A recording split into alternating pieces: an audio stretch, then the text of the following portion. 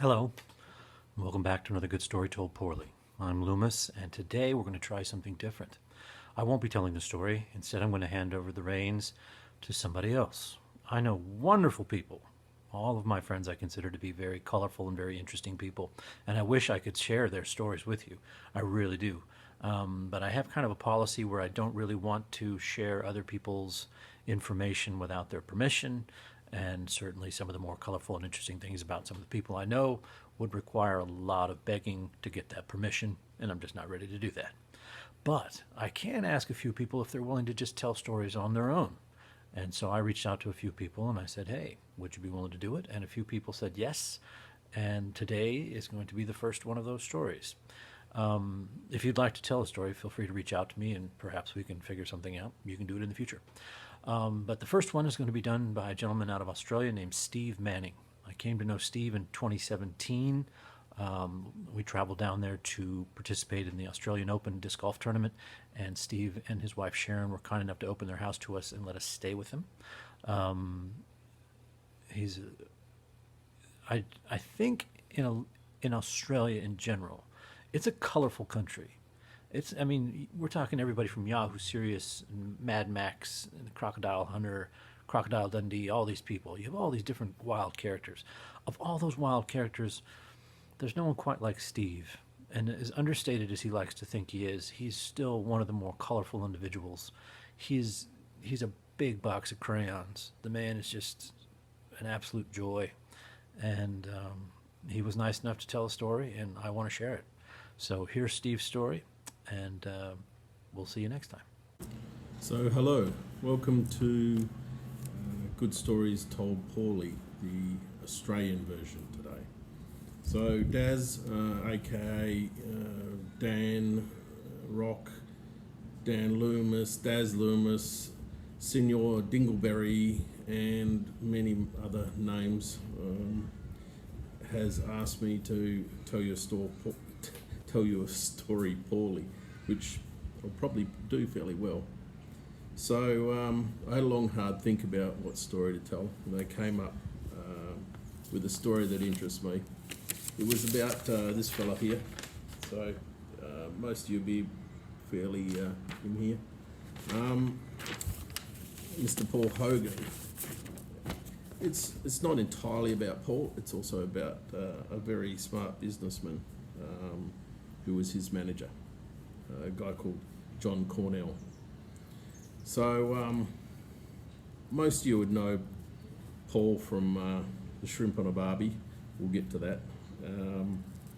But Paul started out, he was actually working on the Sydney Harbour Bridge as a rigger, and he auditioned on a talent quest called New Faces as a comedian, and told stories about his workmates on the site, as you do.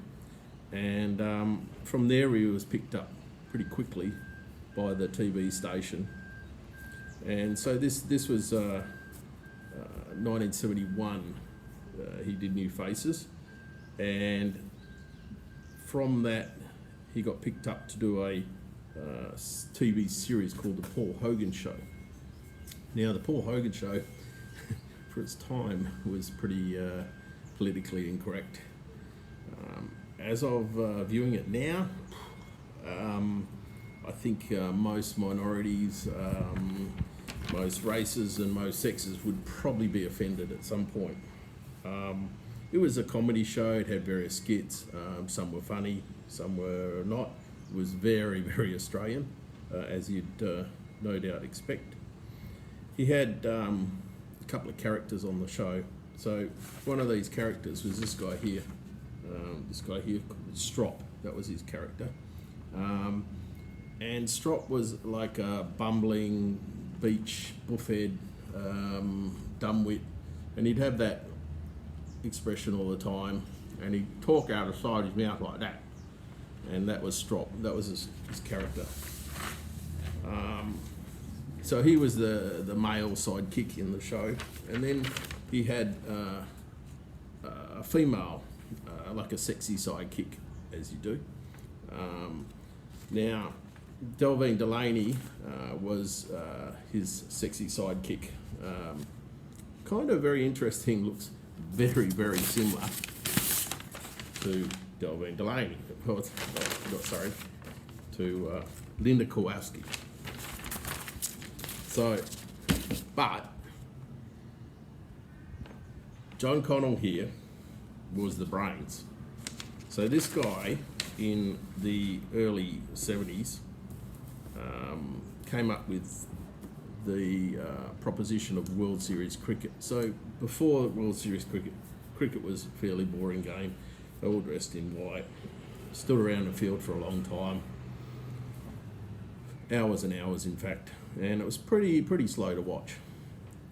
John had this great idea. He was actually manager of Dennis Lilly at the time, who was a world famous bowler, and Dennis came up with this idea with John about World Series cricket. So they put them all in fancy costumes or uniforms, all brightly coloured, and they shortened the runs and made it all exciting, and they played music in between, got the crowd going, and a huge hit worldwide. So he sold this idea to Mr. Packer, Kerry Packer at the time, and obviously did fairly well out of it, out that. And about the same time, that's where he came across Paul. He played on he managed and produced the Paul Hogan show for quite a long time, but he was also a character on the show, as I've said. There was about 60 episodes of the TV series. It went from 1973 to 1984. So then after that, sort of, Paul became a bit more of a legend, a bit more of a known personality. He did a series of Winfield ads, so he was kind of like Australia's Marlboro man. So, but it was Winfield, so it was anyhow have a Winfield. That was a catch cry back in the 80s when everyone was smoking themselves to death. Still smokes today, by the way. So then what happened is they were asked, part of the Paul Hogan show, they were asked to do a special episode in the UK. So the episode was all about this, sort of this bumbling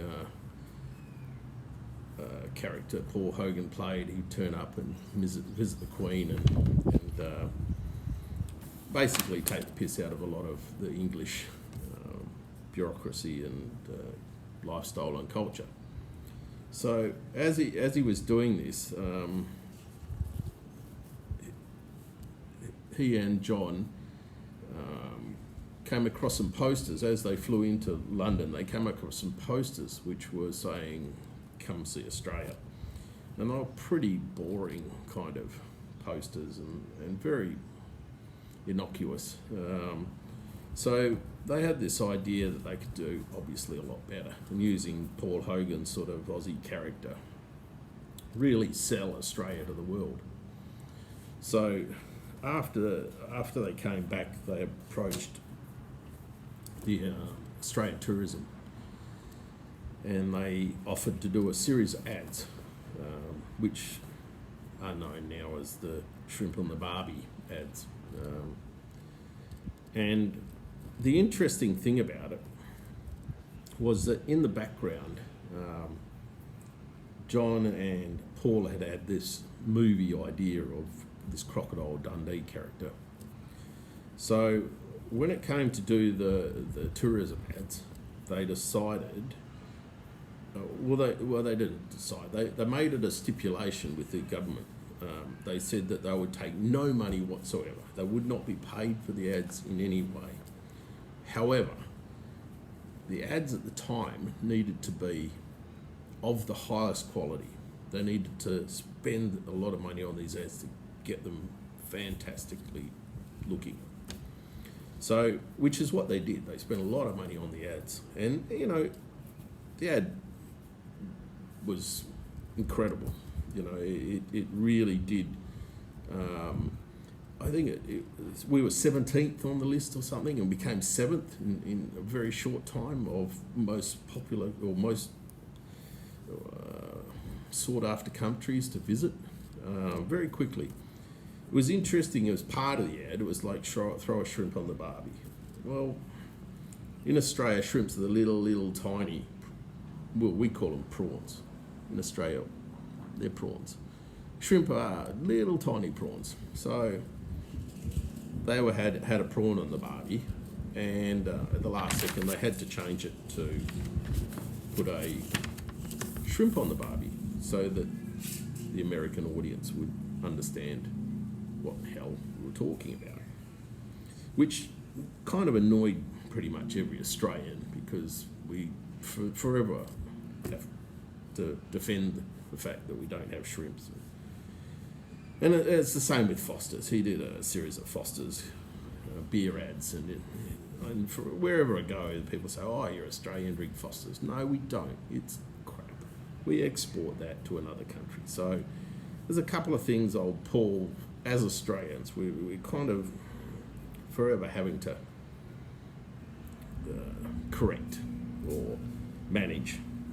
So the interesting thing is, because they had this idea of the Crocodile Dundee movie, the reasoning behind, which I just thought was just incredible, and all kudos to John Cornell, because apparently he's a complete ratbag at school, and he only aced English and economics. Everything else he failed miserably. So they'd come up with this idea to do these ads, hyacinth, with the knowledge that they were going to be coming in behind it with this movie, Crocodile Dundee. So their plan was, from the moment the movie was going to be released, that everybody would already know Paul Hogan. So it was like the advertising junket promotion that they do before movies, but nobody ever knew about it. So I just think that was just such a brilliant move, business wise. So and it turned out to be just that. I mean, it was $330 million grossing Crocodile Dundee. We won't talk about the other Crocodile Dundee 2, because, you know, like most second time round movies, it failed to live up to its previous hype. So John Cornell is actually married to Delvine Delaney, and still happily married. He back in when he had a lot of money from Crocodile Dundee, he bought one of the Byron Bay beach houses, which I think is kind of clever, because he played this like bumbling beach idiot. He spent a bit of money on the beach pub, and I think they sold it recently for $65 million.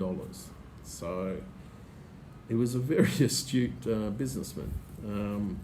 I think Paul was obviously the front man in the partnership, obviously, but I don't think Paul would be where he is today if it wasn't for John.